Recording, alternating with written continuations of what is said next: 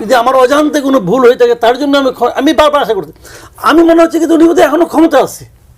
ওনার ভাবভঙ্গি কথাবার্তা দেখে মনে হচ্ছে যে উনি এখনও ক্ষমতায় আছে, একটু বেড়াতে গেছে, আসবে এখনই আইসা নিয়ে সবাইকে নাম ধরে ধরে ধরবে এবং ফাঁসিতে ঝোলাবে। তার ভাবভঙ্গি এরকম যে উনি কী কারণে ভাষণটা দিচ্ছেন এবং উনি কী বলেছেন। এবং আমি না বারবার আশা করতেছিলাম যে দেখেন একটা লোক 15 বছর ক্ষমতায় ছিল টানা, তাই না, তারা আরও একবার ক্ষমতায় ছিল, অনেক দিন ধরে রাজনীতি করেন।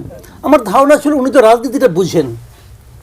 তো আমি বারবার আশা করতেছি এই উনি বলবেন যে ওনার কৃতকর্মের জন্য উনি ক্ষমা প্রার্থী, অথবা বলবেন যদি ঘুরে পেঁচেও বলেন তাও বলবেন যদি আমার অজান্তে কোনো ভুল হয়ে থাকে তার জন্য আমি বারবার আশা করতে আমি মনে হচ্ছে কিন্তু উনি বোধহয় এখনও ক্ষমতা আছে।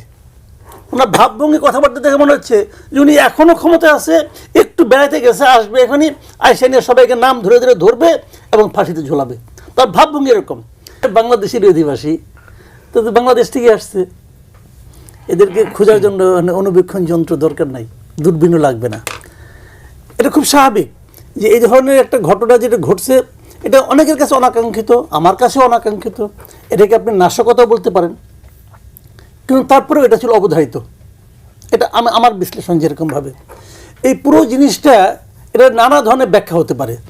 প্রথম যে ব্যাখ্যাটা আমার মাথার মধ্যে আসে সেটা হলো এখানে একটা উস্কানি ছিল, এবং প্রধান উস্কানিটা আসছে শেখ হাসিনার কাছ থেকে।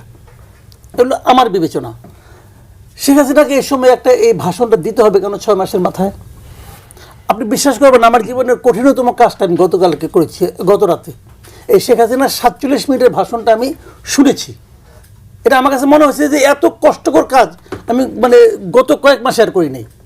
পুরো ভাষণটা আমি একটানা শুনেছি।